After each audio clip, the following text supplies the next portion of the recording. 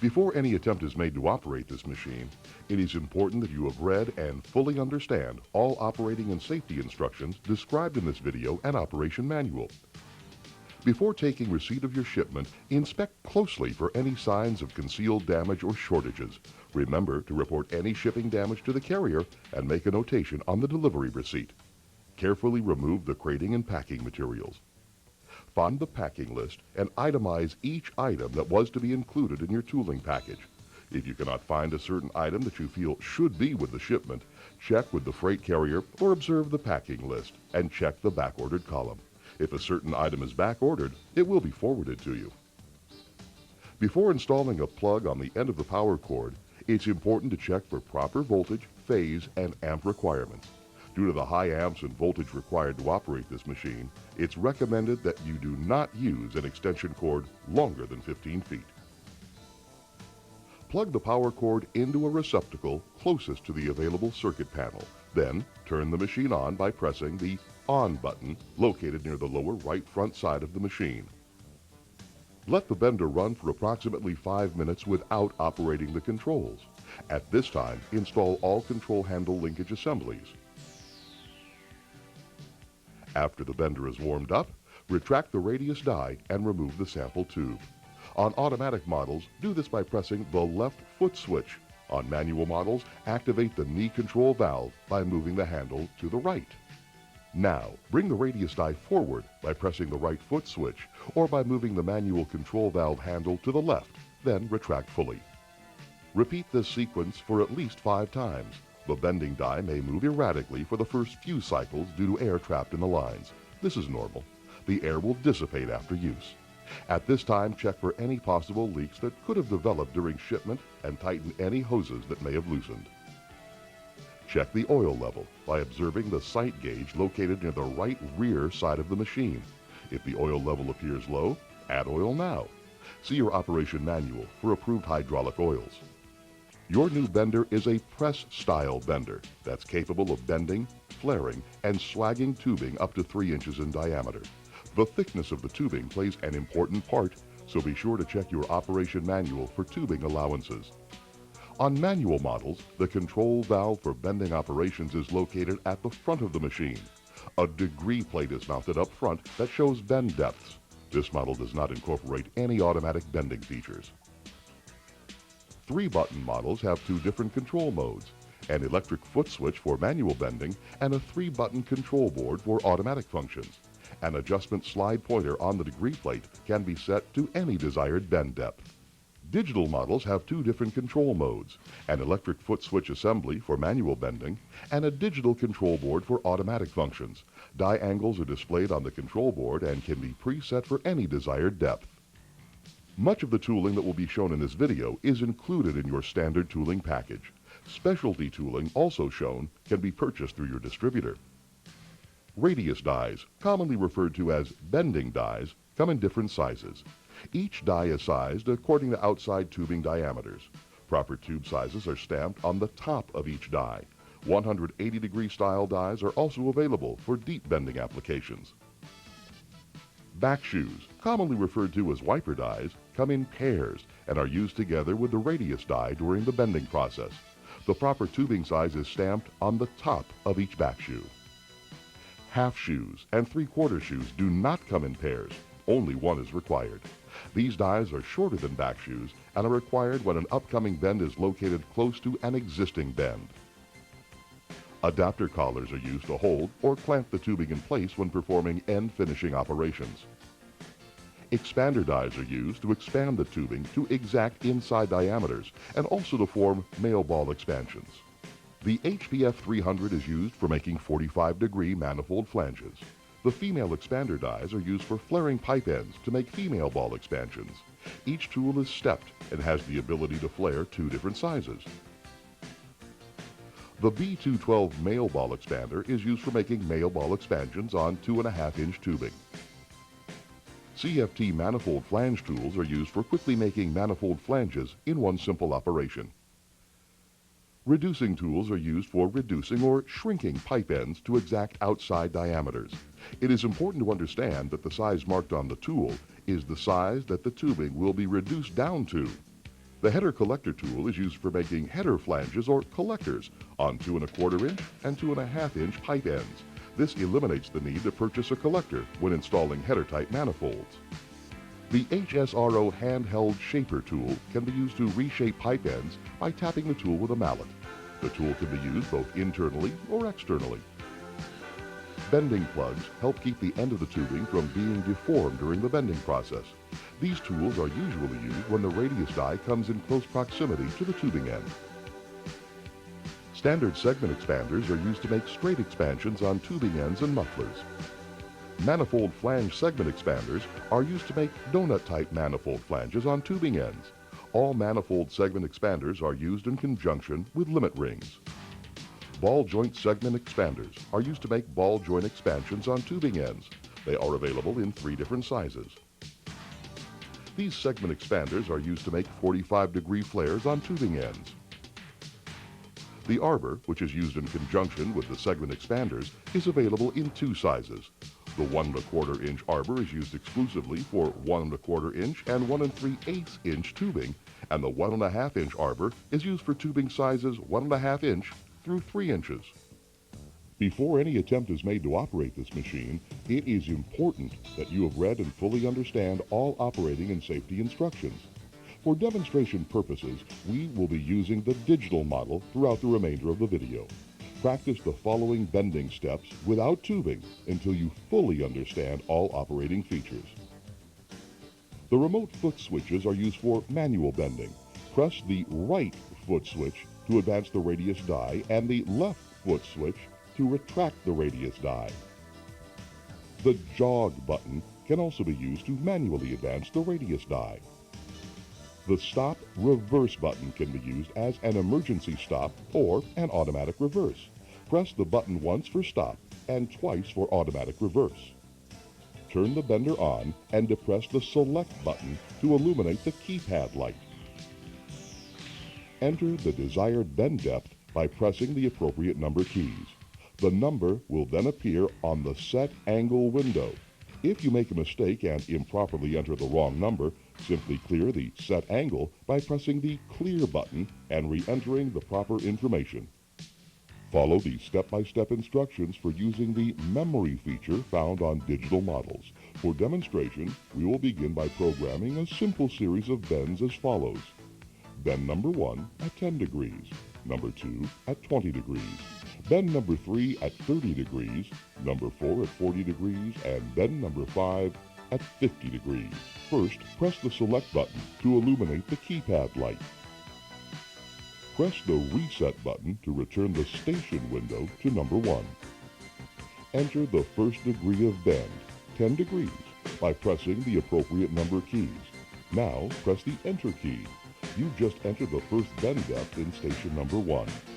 Next, press the step button to change the station display to number 2. Now enter the second degree of bend, 20 degrees, by pressing the appropriate number keys. Then press the enter key to store the data. You've now entered the second bend depth in station number 2.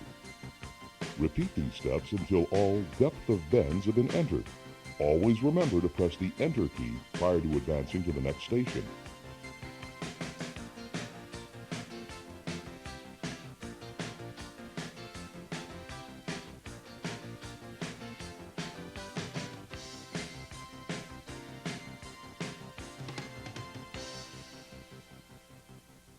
Once all bend depths have been entered, press the reset button. Now press the select key to illuminate the memory light. This will change the station window to number 1. To review the data that's been entered, press the step key to advance the stations through their appropriate sequence. Simulate bending the sample pipe without tubing using the automatic program functions.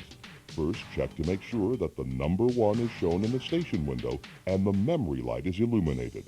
With the memory light illuminated, the number 10 should now be shown in the display window marked Set Angle. Press the Auto button located on the digital control board. At this time, the bending die will advance until it reaches 10 degrees, then return automatically. Be sure to keep your hands clear at all times. Once the die has fully retracted, the station window will automatically advance to station number 2, and the reading in the set angle window will change to display the number 20. Again, press the auto button. The bending die will advance until it reaches 20 degrees, then return automatically. Be sure to keep your hands clear. Once the die has fully retracted, the station window will automatically advance to station number 3, and the reading in the set angle window will change to display the number 30. Repeat these steps until you have completed all 5 simulated bends. To repeat the process, press the reset button to return the station window to number 1. Practice until you're familiar with the procedure. Practice the following bending steps without tubing until you understand the operating features. Be sure to keep your hands clear at all times.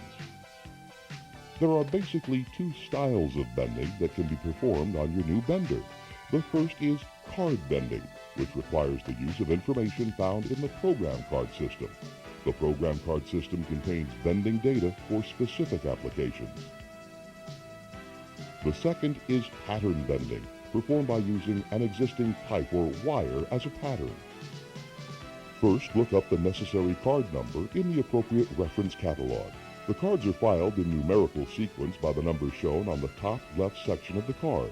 The last 4 digits are in sequential order. Exhaust pipes begin with the letter E, and tailpipes begin with the letter T. For demonstration, we'll bend the pipe found on card number EM5727. Select the proper tubing size for the application as called for in the diameter and overall length sections of the card. Install the correct radius die as called for in the bending instructions section. 2 back shoes will be required unless otherwise instructed. Place the tubing in the bender between the back shoes and radius die, with the greater portion of the tubing extending out to the left side of the bender. This is necessary so that you can mark the tubing with the appropriate center marks shown on the card. Advance the bending die until the pusher block springs are compressed and the tubing is held firmly. Be careful not to dent or bend the tubing at this time. Using the program card, refer to the section marked Center Marks for the list of measurements in inches where the different bends will be made. Each center mark is measured from the left end of the tubing. Mark and number the center marks on the tubing using a crayon or felt tip pen.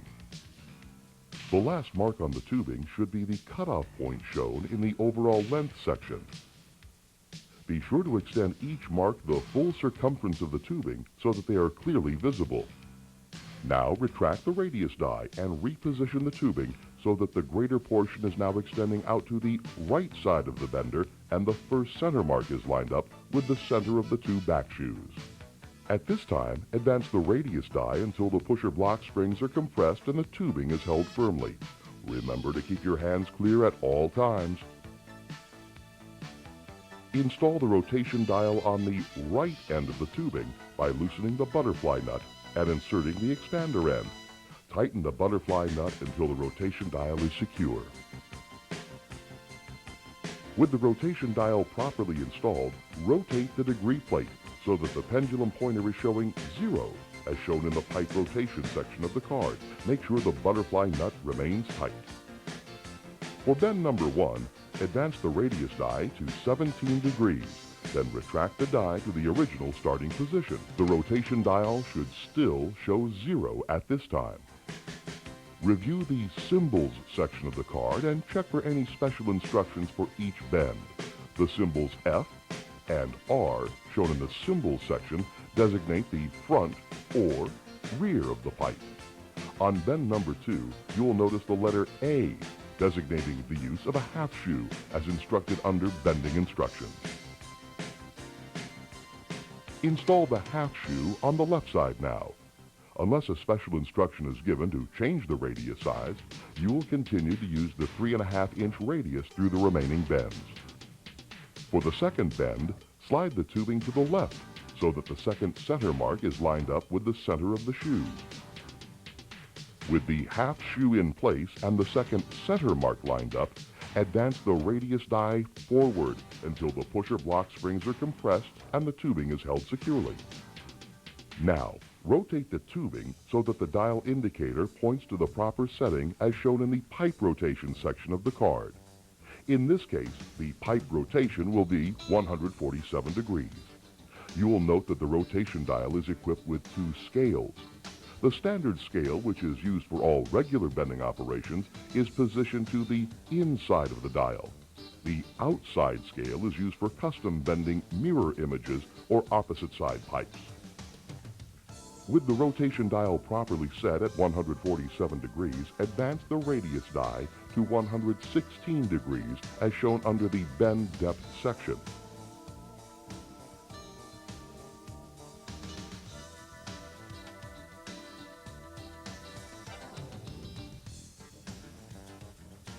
Retract the die to the original starting position. Review the symbol section of the card and check for any special instructions. On bend number 3, you will notice that a reverse use half shoe is called for. If a bending instruction calls for a reverse, remove the tubing and position the rotation dial on the left side of the machine. Be careful not to move the rotation dial degree plate during this process. When a reverse is called for, the rotation dial will be positioned on the left side for the bend only. If the symbol section shows a reverse again for the following bend, the rotation dial must remain on the left side. With the half shoe in place and the third center mark lined up, advance the radius die forward until the pusher block springs are compressed and the tubing is held securely.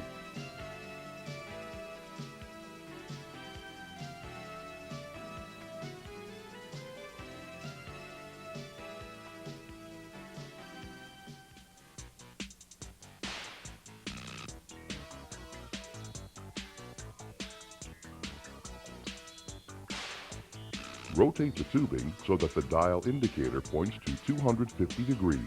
Remember to use the inside numbers.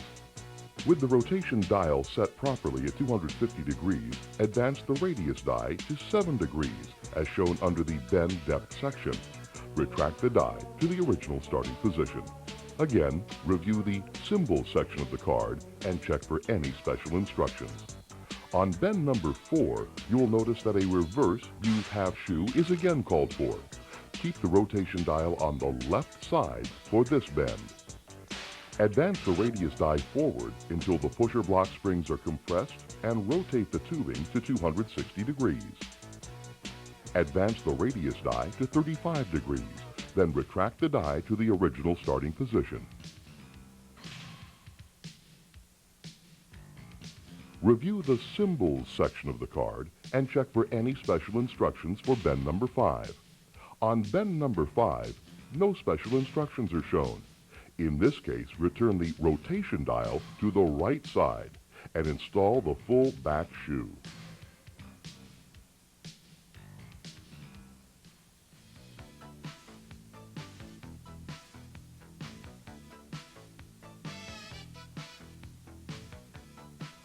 Advance the radius die forward until the pusher block springs are compressed and the tubing is held securely.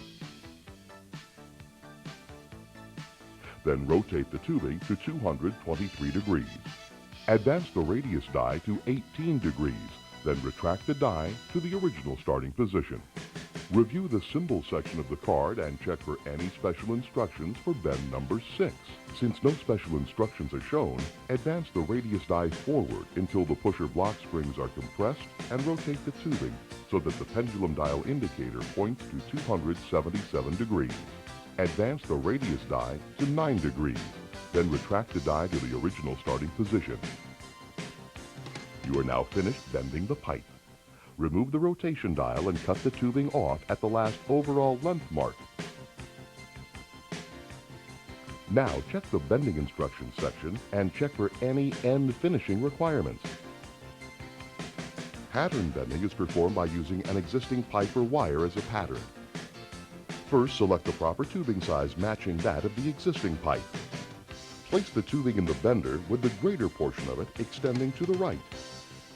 Place the master pipe on the top of the back shoes so that the first bend is centered between the back shoes. Secure the straight tubing by advancing the radius die until the pusher block springs compress. You are now ready to make your first bend. Gradually extend the radius die forward until the bend depth is equal to that of the master. Retract the bending die and slide the tubing to the left. Place the master pipe on top of the back shoes so that the center line of the second bend lines up with the center line of the back gates. Be sure that the master lies perfectly flat. Next, line up the new pipe with the second bend of the master. Be sure that the master remains flat on top of the back shoes. You are now ready to make your second bend. With the master on top of the back shoes, gradually extend the radius die forward until the bend depth is equal to that of the master. Repeat these steps for the remaining bends.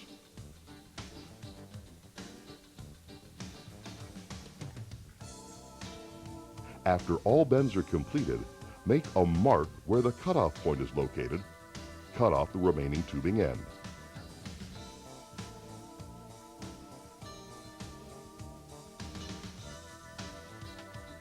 Upon installation of the 3-inch bending dies, it is essential to readjust the back pressure. This adjustment will require the use of a 1/4-inch Allen wrench and a 3/4-inch open end wrench. First, loosen the securing nut on the sequence valve located at the front of the bender and insert the Allen wrench in the end of the adjusting screw. Back pressure is shown on the pressure gauge attached to the sequence valve. Normal back pressure should be 1600 psi. For bending 3-inch tubing, the initial back pressure should be raised to 2000 psi. The correct pressure will be shown as the radius die travels forward through the bending gates. To raise the back pressure, turn the Allen wrench clockwise until 2000 psi is maintained as the radius die moves forward through the bending gates. It is not necessary to use tubing for this procedure. After the pressure has been set, the die should be lubricated. With the pressure set and the dies lubricated, position the tubing in the bender and advance the radius die forward. Always use manual controls when bending 3-inch tubing. At a bend depth around 40 degrees, the bender may slow down and stop advancing. At this time, slowly turn the Allen wrench counterclockwise to reduce the back pressure. Continue bending until the desired bend depth is achieved. If further bends are required, repeat this procedure for each bend. Always return the back pressure back to 1600 psi when finished. The internal expander uses segmented expander dies or segment sets to expand tubing. An adjustable canister attached to the internal expander cylinder is used to control the expansion range. Before using the internal expander, install the arbor, making sure that it is threaded snug to the cylinder shaft. After the arbor is installed, grease the head thoroughly. Each standard segment expander is designed to be used with a particular size tubing only. Check your operation manual for size descriptions. To begin, lift the control handle to extend the cylinder shaft. Grasp the appropriate segment expander firmly and install over the head of the arbor. For demonstration, we'll use a 2-inch segment expander and 2-inch tubing. If there is a burr or dent on the end of the tubing, place the tubing on the notched end of the segment expander and tap the valve handle until the burr is removed. Adjust the buttress canister until the grooved line on the canister is lined up with the grooved line on the pointer. Then center the X symbol on top. With the buttress canister properly lined up, the arbor will automatically stop with the tubing expanded to the exact inside diameter for that corresponding segment expander. Now, place the tubing over the segment expander, making sure to slide the tubing all the way down to the shoulder. With the tubing in position and the buttress canister lined up, tap the control handle down until the tubing begins to expand and the cylinder stops. Release and rotate the tubing and repeat until a smooth, uniform expansion is produced. Check the finished expansion by placing it over the tubing end of the corresponding size. The expansion should allow the tubing to fit snugly. The expansion can be made to fit looser by turning the buttress canister counterclockwise. Ball joint segment expanders are used to make male and female ball joint expansions on shorter tubing ends. They are available in 3 sizes. They are not included in standard tooling packages. To begin, lift the control handle to extend the cylinder shaft. Grasp the appropriate ball joint expander firmly and install over the head of the arbor. For demonstration, we'll use a 2-inch ball joint expander and 2-inch tubing. Adjust the buttress canister until the grooved line on the canister is lined up with the grooved line on the pointer. Then center the X symbol on top. To make a male ball joint, place the tubing over the ball segment expander until the tubing end is flush with the shoulder. Tap the control handle down until the tubing begins to expand and the cylinder stops. Release and rotate the tubing and repeat until a smooth, uniform male ball expansion is formed. Be careful not to distort the end of the tubing. Flare segment expanders are used to make 45-degree flares on tubing ends. 3 different sets are available that work on tubing sizes 1.5 inches through 2.5 inches. These are not included in standard tooling packages. To begin, lift the control handle to extend the cylinder shaft. Grasp the appropriate flare expander firmly and install over the head of the arbor. For demonstration, we'll use a 2-inch flare expander and 2-inch tubing. Adjust the buttress canister until the grooved line on the canister is lined up with the grooved line on the pointer. Then center the X symbol on top. To make a flare expansion, place the tubing over the segment expander until the tubing is positioned midway over the step ridges. Tap the control handle down until the tubing begins to expand. Release and rotate the tubing and repeat until the desired flare is produced.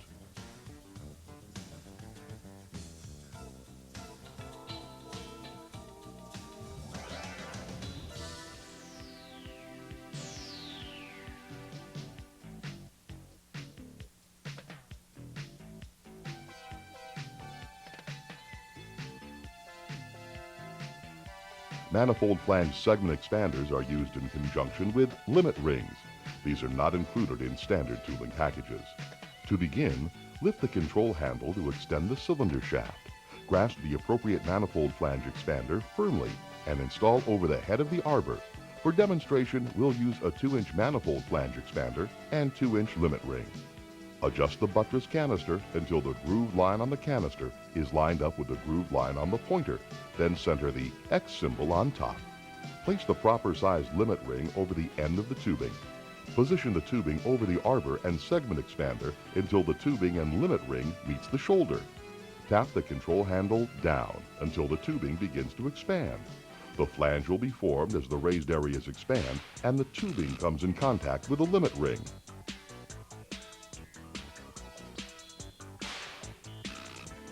Stop.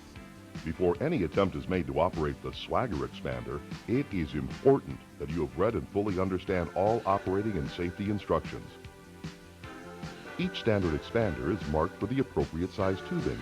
Some of these dies can also be used for making male ball expansions. For demonstration, we will use a 2-inch expander die and 2-inch tubing.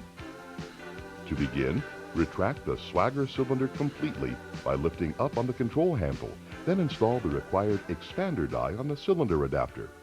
Next, install the required adapter collar around the tubing and position within the clamp blocks. The hinge should be positioned on the top side, and the smaller tapered edge of the collar should be towards the cylinder shaft. Leave at least 3 inches of tubing extended beyond the inside edge of the collar. To secure the tubing, snug the collar back into the clamp blocks by gently pushing back on the collar assembly. Tap the control handle down and slowly move the shaft forward until the expander die enters the tubing. Be sure that the tool is centered with the tubing. Continue moving the cylinder forward until the expansion is formed. Always operate the swagger unit slowly and cautiously. After the tubing has been expanded, retract the die by lifting up the control handle. Remove the finished tube and return tools to storage area.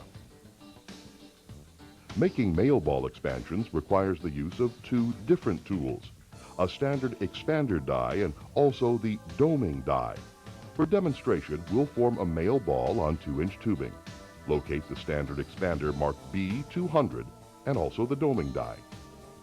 First, retract the swagger cylinder completely and install the required expander die on the cylinder adapter. Install the required collar around the tubing and position within the clamp blocks. Be sure to leave at least 3 inches of tubing extended beyond the inside edge of the collar. Snug the collar back into the clamp blocks by gently pushing back on the collar assembly. Slowly, while depressing the valve handle down, move the shaft forward until the tool enters the tubing.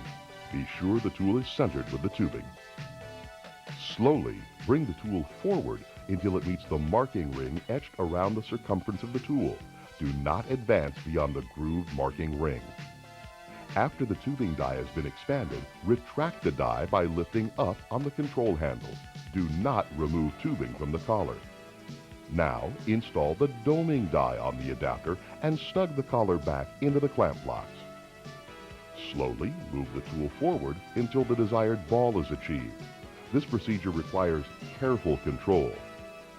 Retract the die by lifting up on the control handle, then separate the collar from the tubing and return tools to the storage area. The female ball expanders are forming tools to make female ball flares. Each tool is stepped and has the ability to flare two different sizes.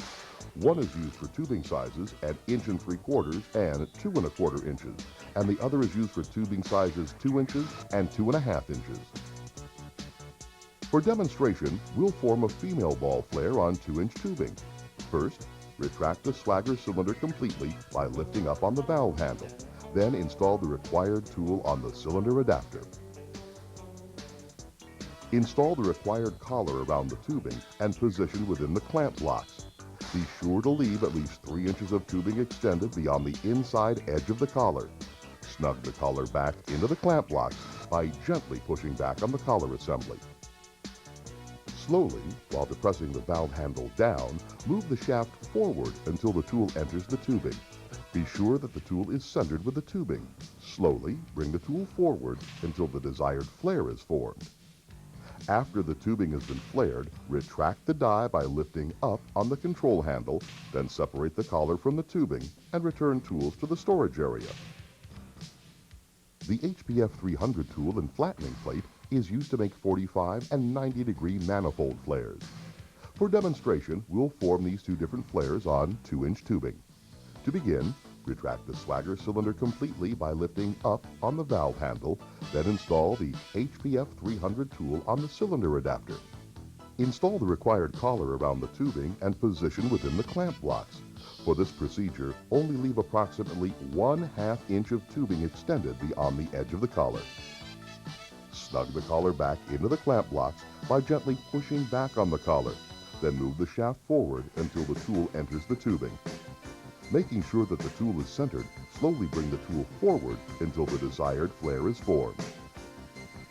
After the tubing has been flared, retract the die by lifting up on the control handle.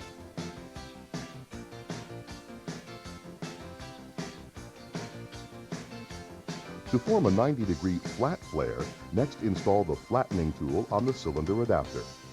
Slowly move the tool forward until the flat surface is formed.